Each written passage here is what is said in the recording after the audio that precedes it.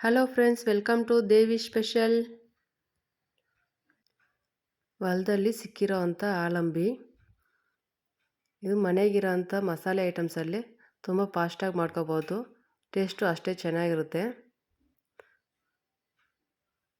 ಈ ಮಶ್ರೂಮ್ ಗ್ರೇವಿಕ ಮಸಾಲೆ ಏನು ರುಬ್ಬೋ ತುಂಬ ಫಾಸ್ಟಾಗಿ 5 ಮಿನಿಟ್ಸಲ್ಲಿ ಮಾಡಾಕ್ಬೋದು. ತುಂಬ ಈಸಿಯಾಗಿ ಮಾಡ್ಬೋದು ಯಾರು ಬೇಕಾದ್ರೂ. ಅಷ್ಟೇ ಸೂಪರಾಗಿರ್ತದೆ, ಆರೋಗ್ಯಕ್ಕೂ ತುಂಬ ಒಳ್ಳೆಯದು. ಅದು ಮಾಡೋಕ್ಕೆ ಬೇಕಾಗಿರೋ ಐಟಮ್ಸ್: ಆಲೂಗಡ್ಡೆ ಒಂದನ್ನು ಕ್ಲೀನಾಗಿ ಒಟ್ಟು ಬಿಡಿಸು ಈ ಥರ ಚಿಕ್ಕ ಚಿಕ್ಕದಾಗಿ ಕಟ್ ಮಾಡಿ ಬೇಯಿಸಿಟ್ಕೊಂಡಿದ್ದೀನಿ. ಫಸ್ಟೇ ಒಂದು ದೊಡ್ಡ ಈರುಳ್ಳಿ ಚಿಕ್ಕ ಚಿಕ್ಕದಾಗಿ ಈ ಥರ ಕಟ್ ಮಾಡಿ ಇಟ್ಕೊಂಡಿದ್ದೀನಿ.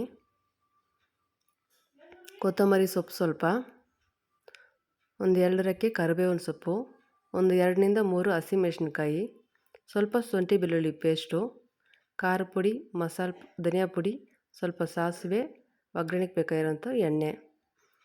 ನೋಡಿ, ಆಲಂಬಿಗಳು ತುಂಬ ಚೆನ್ನಾಗಿ ಅರಳೈತೆ. ಅರಳಿರೋ ಅಂಥ ಮಶ್ರೂಮ್ಸ್ ಒಂದು 4, ಇನ್ನು ಮೊಗ್ಗುಗಳ ಥರ ಇರೋವಂಥವೇ ಒಂದು 5-6. ಇದನ್ನು ನಾವು ಸಾಂಬಾರು ಥರ ಮಾಡ್ದಿರ ಗ್ರೇವಿ ಥರ ಚಿಕ್ಕದಾಗಿ ಮಾಡ್ಕೋಬೋದು. ಈ ನಾಟಿ ಆಲಂಬಿಗಳಂತೂ ಆರೋಗ್ಯಕ್ಕೆ ತುಂಬ ಒಳ್ಳೆಯದು. ನಮ್ಮ ಹೊಲದಲ್ಲೇ ಸಿಕ್ಕಿರೋ ಅಂಥ ಆಲಂಬಿಸ್ ಇವು.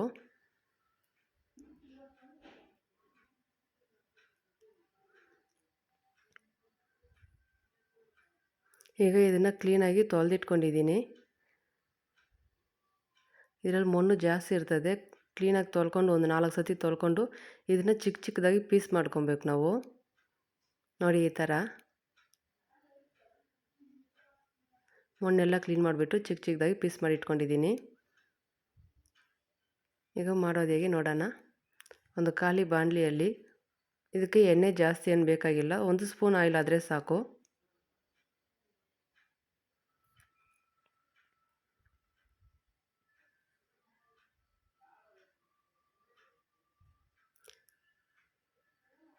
ಎಣ್ಣೆ ಸ್ವಲ್ಪ ಬಿಸಿ ಆದ ನಂತರ ಸ್ವಲ್ಪ ಸಾಸಿವೆ,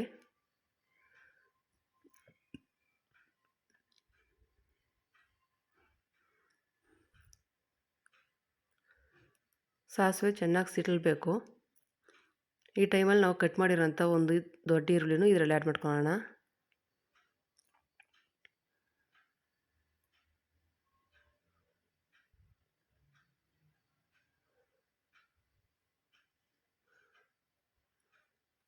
ಇದರಲ್ಲಿ ಒಂದು 2 ರೆಕ್ಕೆ ಕರಿಬೇವಿನ ಸೊಪ್ಪು,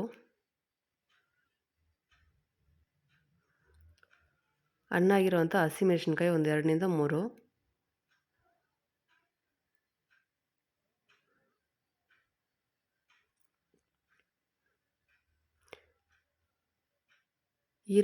ಈರುಳ್ಳಿನ ಸ್ವಲ್ಪ ಕಲರ್ ಬರೋ ಥರ ನಾವು ಫ್ರೈ ಮಾಡ್ಕೊಳ್ಳೋಣ.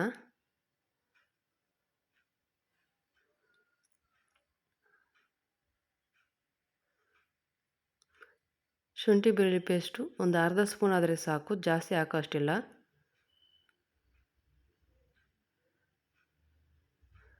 ನಾವು ಇದಕ್ಕೆ ಟೊಮೊಟೊ ಆಗಲಿ ಇಲ್ಲ ತೆಂಗಿನಕಾಯಿ ಹಾಲಾಗಲಿ ಏನೂ ಆ್ಯಡ್ ಮಾಡ್ತಾಯಿಲ್ಲ.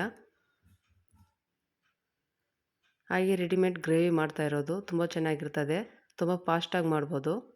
ಮನೆಗೆ ಮಾಡಿರೋಂಥ ಧನಿಯಾ ಪುಡಿ 1 ಸ್ಪೂನು,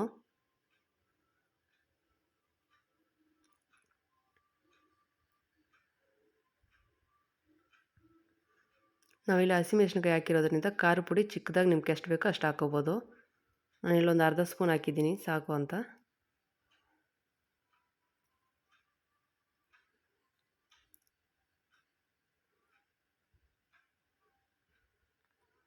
ನೋಡಿ, ಮಸಾಲೆಯಲ್ಲಿರೋಂಥ ಹಸಿ ವಾಸನೆ ಎಲ್ಲ ಹೋಗೋ ಥರ ಈ ಥರ ಚೆನ್ನಾಗಿ ಫ್ರೈ ಮಾಡ್ಕೋಬೇಕು. ಅದೇ ಮಸಾಲೆ ಸೀಸೋ ಥರ ಇದ್ದರೆ ಚಿಕ್ಕದಾಗಿ 1 ಸ್ಪೂನ್ ಅಥವಾ 2 ಸ್ಪೂನ್ ನೀರು ಹಾಕ್ಕೊಂಡು ಈ ಥರ ಮಸಾಲೆಯೆಲ್ಲ ಚೆನ್ನಾಗಿ ಫ್ರೈ ಮಾಡ್ಕೋಬೇಕು. ಸ್ವಲ್ಪ ನೀರು ಹಾಕ್ಕೊಂಡು ಈ ಥರ ಉರಿಯೋದ್ರಿಂದ ಮಸಾಲೆ ಸೀಸ್ದಿರ ಇರ್ತದೆ. ಈ ಟೈಮಲ್ಲಿ ನಾವು ಕಟ್ ಮಾಡಿರೋಂಥ ಆಲಂಬಿನೂ ಇದರಲ್ಲಿ ಆ್ಯಡ್ ಮಾಡ್ಕೊಳ್ಳೋಣ. ಆಲಂಬಿದಲ್ಲೂ ಜಾಸ್ತಿ ಬೇಕಾದಷ್ಟು ನೀರು ಇರ್ತದೆ. ಇದೇ ಟೈಮಲ್ಲಿ ನಾವು ಸ್ವಲ್ಪ ಕಟ್ ಮಾಡಿರೋಂಥ ಕೊತ್ತಂಬರಿ ಸೊಪ್ಪನ್ನು ಆ್ಯಡ್ ಮಾಡ್ಕೋಬೋದು. ಕೊತ್ತಂಬರಿ ಸೊಪ್ಪು ಮತ್ತು ಆಲಂಬಿ ಎರಡೂ ಮಿಕ್ಸ್ ಮಾಡಿ ಉರಿಯೋದ್ರಿಂದ ಫ್ಲೇವರ್ ತುಂಬ ಚೆನ್ನಾಗಿರ್ತದೆ. ನಾವು ಕೊತ್ತಂಬರಿ ಸೊಪ್ಪು ಲಾಸ್ಟಾಗಿ ಹಾಕೋದ್ರಕ್ಕಿಂತಲೂ ಇವಾಗ ಹಾಕೋದೇ ತುಂಬ ಚೆನ್ನಾಗಿರೋದು. ಹಾಕಿರೋವಂಥ ಮಸಾಲೆ ತಲೆ ಸೀಸ್ತೀರ ಒಂದು 2 ನಿಮಿಷ ಈ ಥರ ತಿರುಗಿಕೊಡ್ಬೇಕು. ಮಶ್ರೂಮ್ಸಲ್ಲಿರೋವಂಥ ನೀರೆಲ್ಲ ಕ್ಲೀನಾಗಿ ಬಿಟ್ಟು ಬರುತ್ತೆ.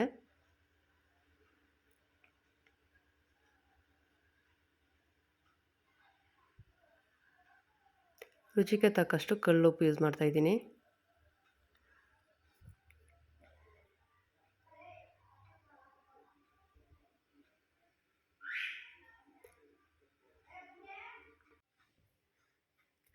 ತಲೆ ಸೀಸ್ತೀರ ಕ್ಲೀನಾಗಿ ಈ ಥರ ಮಿಕ್ಸ್ ಮಾಡಿಕೊಡ್ತಾ ಇರಬೇಕು.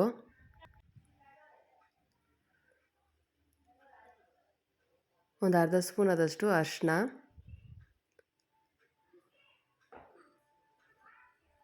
ಸ್ವಲ್ಪ ಗರಂ ಮಸಾಲ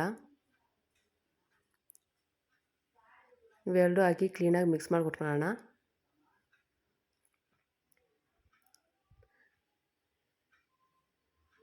ನೋಡಿ, ಈಗ ಮಶ್ರೂಮ್ಸಲ್ಲಿ ಬಿಟ್ಟಿರೋವಂಥ ನೀರೆಲ್ಲನೂ ಕ್ಲೀನಾಗಿ ಡ್ರೈ ಆಗೋಬೇಕು. ಅದರಲ್ಲೇ ಬೇಯಲಿ ಸ್ವಲ್ಪ ಹೊತ್ತು.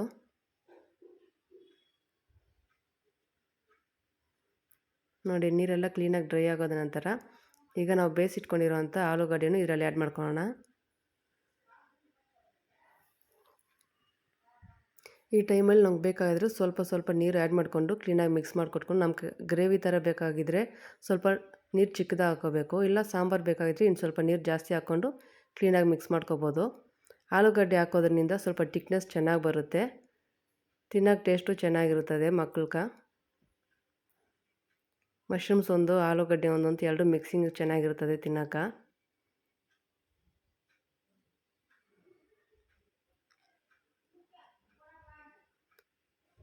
ಈಗ ಇದ್ರ ಮ್ಯಾಗ ಒಂದು ಪ್ಲೇಟ್ ಮುಚ್ಚಿಕ್ಕಿ ಕ್ಲೀನಾಗಿ ಒಂದು 5 ನಿಮಿಷ ಚೆನ್ನಾಗಿ ಬೇಯಿಸ್ಕೊಳೋಣ.